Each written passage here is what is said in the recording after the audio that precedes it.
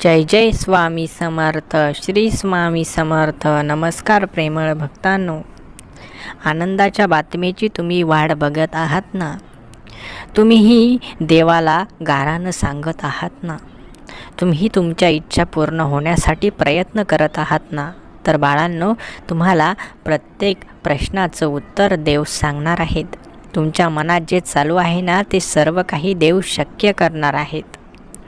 तुम्ही भगवंतापाशी जे गारानं सांगत आहात ना, त्या गाराण्याला देखील भगवंत उत्तर देणार आहेत. तुमच्या मनातील इच्छा देखील भगवंत पूर्ण करणार आहेत. फक्त देवाची भक्ती सुरू ठेवा. परमेश्वर कधीच सर्व काही सोबत देत नाही, तर हळूहळू प्रत्येकाला सर्व मिळतं. प्रत्येकाचे दिवस बदलतात. फक्त धीर धरा.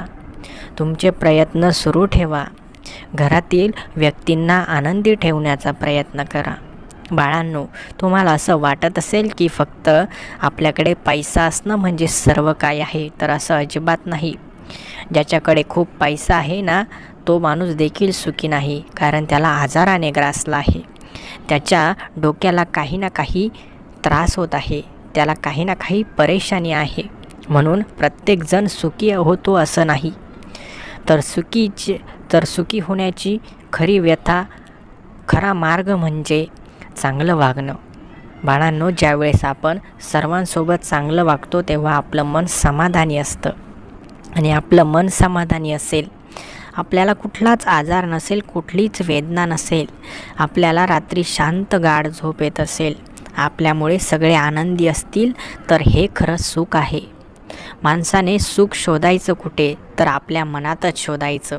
माणसाने सुख अनुभवायचं कसं, तर स्वतःच्या कर्तृत्वाने अनुभवायचं. कारण बाळांनो, फक्त पैसा गरजा पूर्ण करतो आणि सुखी समाधानी फक्त आपलं कर्मच आपल्याला ठेवू शकतं. आपलं मन जेवढं प्रफुल्लित असेल, आपल्या मनामध्ये जेवढा आनंद असेल, उत्साह असेल, आपण तेवढं सुखी समाधानी असू. पण सतत आपल्या डोक्यात कुठली तरी चिंता असेल, सतत आपल्या डोक्यात काही ना काही विचार असतील, तर आपलं मन अस्थिर असतं. आणि जेव्हा मन अस्थिर असतं ना, तेव्हा आपण अजिबातही सुखी नसतो. बाळांनो, आपल्यामुळे आपल्या कुटुंबातील व्यक्तींनाही आपली काळजी वाटत असते. अशा वेळेस आपण आपला सुखी अनुभव गमावून बसतो. म्हणून जीवनात आनंदी राहायचं असेल ना, तर निस्वार्थपणे देवाची सेवा करत राहायची. आपल्याला मिळालेलं काम करत राहायचं. जे वाट्याला आलं आहे ते स्वीकारायचं, मोकळ्या मनाने स्वीकारायचं. घरातील कुटुंबियांना चांगल्या 2 गोष्टी शिकवायच्या. सर्वांशी चांगलं वागायचं. घरामध्ये दुजाभाव करायचा नाही. सर्व आनंदी राहतील, त्यांच्यासोबत तुम्हीही आनंदी राहाल. जर घरात आपण दुजाभाव करत असू, जर घरात फक्त आपल्या जवळच्या व्यक्तींनाच सर्व काही देत असू आणि आपल्या भावाच्या मुलांना किंवा आपल्या दुसऱ्या भावांना आपण कमी लेखत असू, तर आपण यामध्ये चुकतो आहे. कारण बाळांनो, फक्त आपला मुलगा, आपली पत्नी म्हणजे आपलं कुटुंब नव्हे, तर आपला भाऊ, आपले आईवडील, आपली बहीण, हे सर्व देखील आपलंच कुटुंब आहेत. ज्यांचा आपल्यावर विश्वास आहे, जे आपल्याला आपलं मानतात, जे आपल्याला त्यांच्यासोबत पुढे नेण्यास प्रयत्न करतात, अशांशी कधीच चुकीचं वागू नका. कारण जे तुमच्यावर विश्वास ठेवतात ना, तुम्ही जर त्यांचा विश्वास तोडला, तर सर्वात जास्त दुःख त्यांना होत असतं.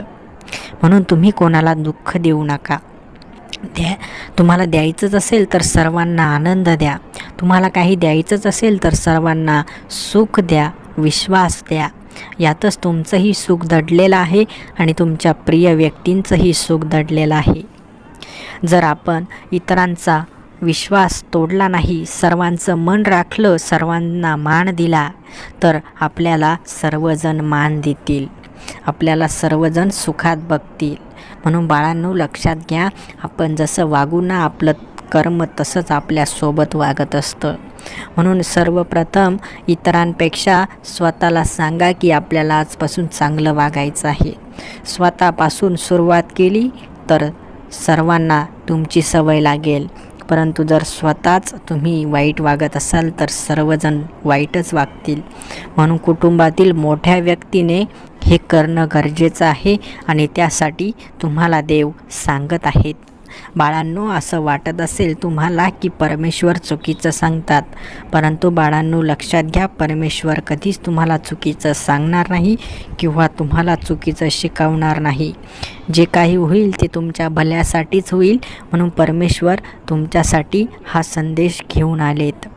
आजचा हा सुंदर संदेश जर तुम्हाला मनापासून आवडला असेल ना, तर व्हिडिओला लगेच लाईक करा आणि असेच सुंदर व्हिडिओ दररोज बघण्यासाठी आपल्या या भक्तिमय चॅनलला देखील लगेच सबस्क्राईब करून ठेवा. श्री स्वामी समर्थ. जय जय स्वामी समर्थ. धन्यवाद.